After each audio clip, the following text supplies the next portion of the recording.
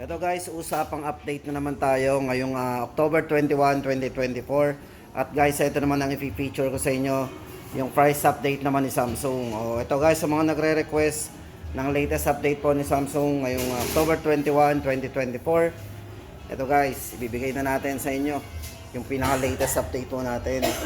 Ito guys, unahin na natin yung kanilang entry level. Ito po yung pinaka-latest ni Samsung pagdating sa kanilang mga entry level. Yung kanilang bagong release na Galaxy A06. Guys, ito yung hawak natin, yung dummy phone ni A06. Plat na plat to.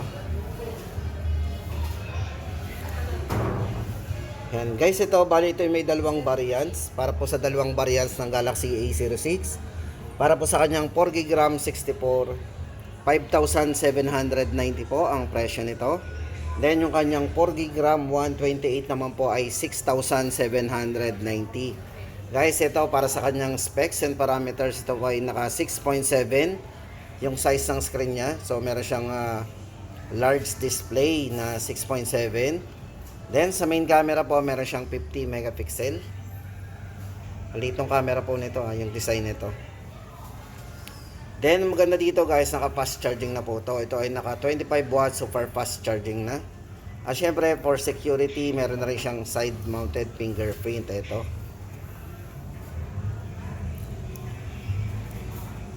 Yan. Ito guys, ang mga nagtatanong nga pala, ito ay para sa chipset po nito. Ito ay naka MediaTek. Yan. Helio G85 na. And guys, para sa latest update po natin dito sa kanilang Galaxy A06. 5790 at 6,790 naman po sa 128. Tapos guys, maganda po dito sa kanilang bagong labas na A06. Meron po yung 4-year security patch yan. At 2 beses po pwede siya mag-update ng operating system. O, di ba? Tapos guys, ito next naman natin yung kanilang Galaxy A15. So naghahanap po tayo ng 5G kay Samsung. Ayan. Etong kanilang Galaxy A15 5G, ito may dalawang variants din po ito. Para sa kanyang 4GB RAM 128, 9,990. Then yung kanyang 256 naman. So merong 8GB RAM 256, ito po ay 13,990. So ito guys, meron siyang high quality display. So guys, ito naka-AMOLED display na rin po ito yung kanyang display. So malinaw, vivid po ang display niyan. At syempre guys, meron siyang 5,000 mAh battery. Yan, size po ng screen nito, very handy guys. Ito ay naka 6.5 full high definition plus display na rin. Super AMOLED display at ito ay merong 90Hz yung refresh rate ng screen. Yan, MediaTek Dimensity 6100 Plus na naka 6 nanometer na po. Medyo malakas na rin po yung processor na ginamit dito. Then meron siyang 50 megapixel po na naka ultra wide angle din or naka wide angle. 5MP para sa ultra wide at 2MP para sa macro lens. Yan, front camera po nito is 13 megapixel na. Yan, meron din po itong 5-year security and 4x OS updates. Ang dami daming updates ito. No worry tayo, hindi tayo mauuli pagdating sa mga latest natin updates. Yan, Galaxy A15 5G 9,999 at 13,990 para sa 256. Tapos guys, ito naman ang update natin sa kanilang Galaxy A25 5G. Ito po, check po natin ang design niya. Ang liit mga camera niya guys. Napansin nyo ba kay Samsung, magkakahawig na yung mga unit nila. So parang yun na yata yung tinatawag na identity. Yung pagdating sa kanilang mga unit, magkakahawig. Entry level man o mid-range. Ayan. Guys, ito para dito kay Galaxy A25 5G. Ito guys, very handy rin to. Ito ay naka 6.5 full high definition plus. Naka super AMOLED display. Very vivid na rin display nito. Then maganda po sa kanya, very responsive ang screen to kasi ito ay naka 120Hz yung refresh rate ng screen. At pagdating po sa kanyang chipset o yung CPU, ito guys is naka Exynos 1280. Yan. Kung main camera naman ang pag-uusapan natin, ito ay merong 50 megapixel para sa kanyang main camera At ang maganda dito guys, may optical image stabilization yan. So, yung smooth video, may experience po natin dito. At naka 8MP po para sa ultra wide angle. Yung mga mahilig dyan mag-selfie o yung growthy, maramihan, gustong makuha. O, diba? Gamitin po natin ang ultra wide angle. Meron siyang 8 megapixel. At yung 2MP naman po para sa macro lens. So, yung mga hindi natin nakikita dyan ng close look, gamitin po natin yung macro lens. At yung front camera guys, ito naka 13 megapixel na. At meron din po itong 5-year security at 4 times the OS updates. Yan, ang daming updates nito. Itong maganda dito kay Samsung sa mga A-series nila. Siyempre guys, 5G yan. Mabilis ang downloading and uploading natin. Presyo po natin para po sa dalawang variants nito guys. Yan. Yung kanyang 6GB RAM 128, dating ano po yan dating 15,990, ngayon po ay 14,490 na lang. At yung kanyang 18,990 na 256 po, ngayon po ay 17,490. Bumaba na po yung presyo. Ito guys, pakita ko sa inyo. So ayan po yung updates natin sa pagbaba ng presyo. Tapos ito nga pala guys, pwede yan sa mga credit cards and home credit. Kung gusto natin gamitin ang ating mga credit cards, 0% yan, 12 months. Then yung kanilang Galaxy A35 naman, ito naman ang ating latest update. Siyempre guys, 5G din to. Ito guys, kung gusto natin ng ganitong design, masyadong feminine. So, ang ganda ng design nito. Cute na cute, pati yung kulay. Ito guys, para sa kanyang superior cameras experience. So guys, ito ay mayroong yan, naka 13MP na rin sa front camera. 50 megapixel po para sa kanyang OIS video HDR. Meron na rin pala itong smooth video pagdating sa video resolution. Tapos ang maganda sa kanyang video guys is naka ultra wide angle din. Pwede po natin gamitin yung ultra wide angle. Click natin may 0.5 po yung kanyang yung video. Tapos naka smooth video pa. O, di ba? So, maganda dito sa kanilang A35 5G. Guys, ito para sa size ng screen, ito yung naka 6.6 Full High Definition Plus Super AMOLED display. Naka 120Hz po yung refresh rate ng screen niya. Very smooth. 13MP pagdating sa kanyang main camera. O yan, sa mga mahilig mag-selfie. Check ko nga po yung full high definition. O ito, meron siyang ultra high definition na resolution. Then may full high definition, tapos pwede nating combine yung kanyang 60 FPS. So very smooth yung video na gagawin natin. Ayan, meron siyang combination ng full high definition 60 FPS.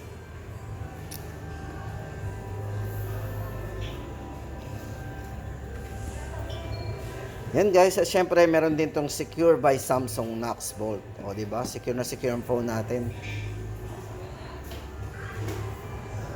Wala tayo sa camera. Ayan. Ayan guys, ang ganda ng design talaga nito. Ayan. Galaxy A35 5G. 20,990 po ang SRP po niya. Bali guys, ito ay naka 8GB RAM 256. Tapos yung ating huli sa listahan po ng kanilang A-series, yung kanilang Galaxy A55 5G. Ito guys, for Galaxy A55 5G. Ayan. Ito guys, for Galaxy A55 5G, ito po yung ating latest update. Ito po ay 24,990, naka 8GB RAM 256. Guys, ang maganda dito kay Galaxy A55 5G, ito po yung kanyang frame, aluminum ang ginamit dito. So guys, matibay yung kanyang yung frame. Tapos ang size ng screen nito is naka 6.6 full high definition din, Super AMOLED display, at meron siyang smooth screen na 120Hz refresh rate. At pagdating sa kanyang chipset, ito yung naka Exynos 1480. Tapos maganda dun guys, naka 4 nanometer yun octa-core. Then ito guys, kung pag-usapan naman natin ang kanyang main camera and front camera. Sa front camera po nito, meron tong 32MP 32MP. Ayan. Tapos 50 megapixel po para sa kanyang main camera with optical image stabilization pagdating sa video. At syempre guys, yung video nito maganda dito, ito ay merong HDR or yung tinatawag nating high dynamic range. So ibig sabihin kung maliwanag po yung kinukuhanan natin o sobrang dilim, eh bibigyan tayo nito ng maliwanag na ano. O di ba? Yung malinaw. O ito guys, para sa latest update po natin ng presyo ng A55 5G, 24,990. 12 months guys, naka 0% interest yan sa credit cards. Yung mga major cards na meron tayo, pwede yan, naka 12 months 0 interest. 6 months and 12 months. Tapos sa mga nagwo-worry nga pala guys, wala daw kasamang travel adapter, yung charger. Meron po yung kasama, meron po yung kasama na 25 watts worth 1,190. Kaya no worry tayo sa mga nagdadalawang isip. Sinasabing wala daw pong kasama, may kasama pong previous yan na travel adapter. 1,190 po ang presyo noon. Siyempre guys, original na charger yan ni Samsung, di ba? Tapos ito guys, isingit na natin yung kanilang mga top of the line.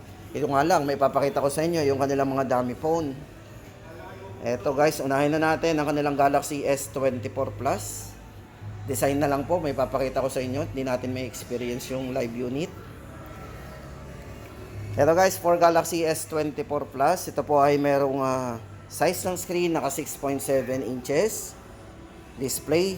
Pagdating po sa kanyang battery, meron siyang 4,900 mAh battery. Tapos syempre guys, sa mga S24 series, yung bago po dyan, yung kanilang mga AI. Diba, meron siyang mga photo assist, transcript assist, so yung pwede mag-translate tayo ng mga lengguwahe, pagtawag, at syempre sa mga message. Then, meron siyang note assist, at meron din siyang clear nightography. O, diba? Mahilig magkuha dyan ng video sa gabi, tama-tama sa inyo to. Ito guys, para sa dalawang variants ng kanilang Galaxy S24. Ito po yung ating update. 12GB RAM 512 po, 76,990. 12GB 256, 68,990. Siyempre guys, naka IP68 yan. Dust and water resistant. Legit yan. Then, pagdating naman sa kanilang Galaxy S24 Ultra. Ito guys, parang Note. Ito, kung gusto natin may S Pen guys, maganda yung may S Pen ito. Para tayo naka Real Pay Pen with Real Pen. Gamit yung kanilang Smart S Pen. O, di ba? Ito yung design niyan. Ito, check natin specs and parameters ng kanilang Galaxy S24 Ultra. Ito guys, yung tatlong variants. O, pwede natin pagpilian. O. Kung gusto natin ng 1TB, 106,990. Then, yung 12GB 512 naman po, 92,990. And 256 po ay 84,990. Ito guys, size ng screen. Medyo malaki pong screen ito. Naka 6.8. Quad High Definition Plus display, 5,000 mAh battery. Ayan. At syempre guys, ito yung mga highlights niya. Naka photo assist, transcript, and note assist. Clear nightography din. Oh.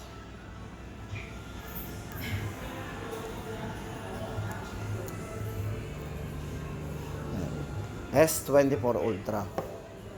Guys, ito, naka 24 months, 0 interest po yan pagdating sa mga major cards natin. Kasi no worry tayo kung gusto natin ng mababa lang yung ating babayarang monthly. Tapos guys, ito, isingit ko na rin yung kanilang wearables. Yan. Yung kanilang Galaxy Watch 7. O, ito. Itong hawak natin is naka 4mm and 44. Pero itong hawak natin guys, ito yung 40mm ang size nito. Maliit lang, oh. Yan, Galaxy Watch 7. Meron siyang 3nm processor. Tapos naka dual GPS na rin. Yan, enhanced bioactive sensor.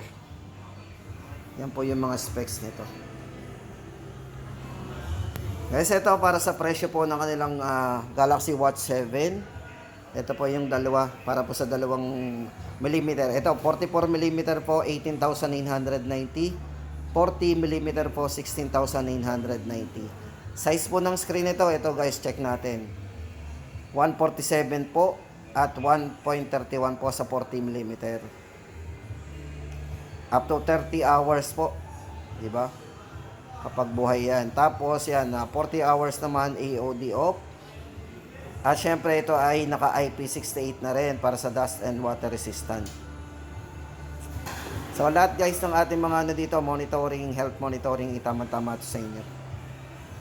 Yan. Galaxy Watch 7. Tapos yung kanilang Safe Fold guys, ito. Yan, para sa latest update po natin, ang kanilang Galaxy Safe Fold 6. May tatlong variants po yan. Ito po yung tatlong variants yan. 12GB RAM, 1TB, 130,990.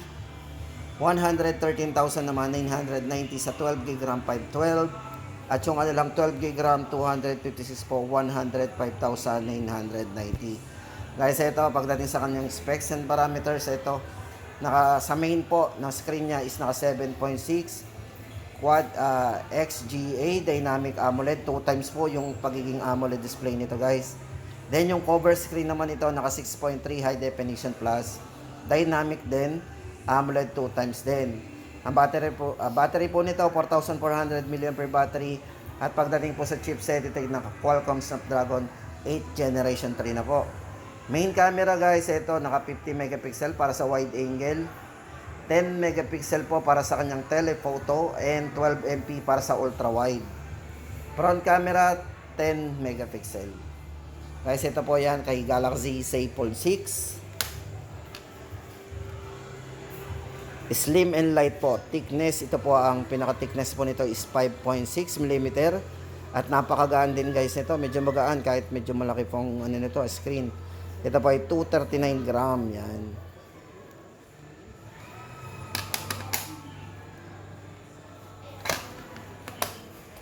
Tapos ito guys, baka naghahanap tayo dito kay Samsung ng kanilang Galaxy Buds 3. Ito guys, para sa presyo po nito, 8,990. Ayan.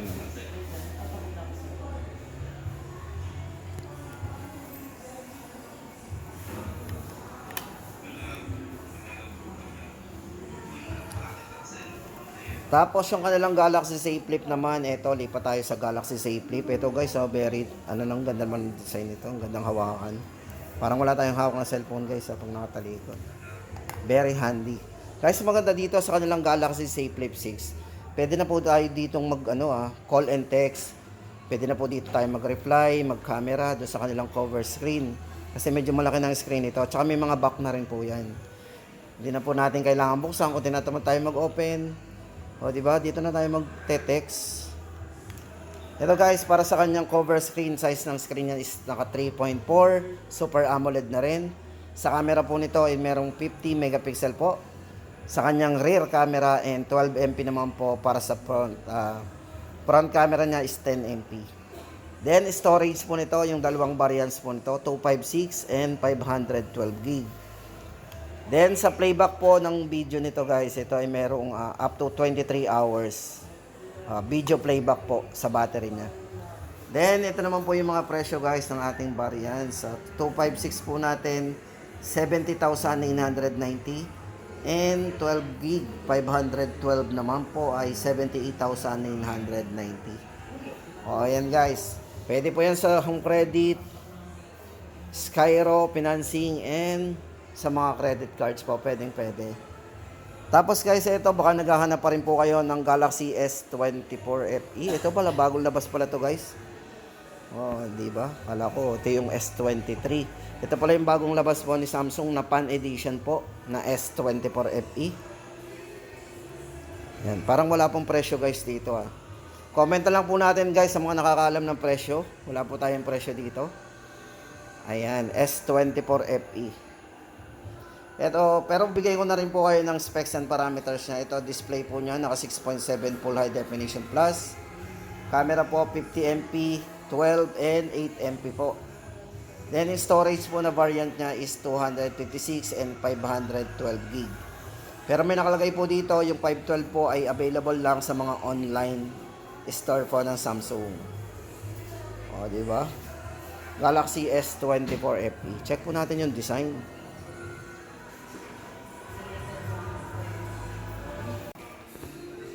So ayan guys, dito nagtatapos ang ating update dito kay Samsung. Ito po ay sa mga store na, especially guys, sa mga multi-brand store. Yan, same price naman po kung i-compare natin sa kanilang mga sa kanilang mga concept store. Kaya no worry po tayo. Yan, sa mga ina-update po natin guys, yan. Check na lang po natin sa pinakamalapit na store natin. Mapa multi-brand man yan or concept store.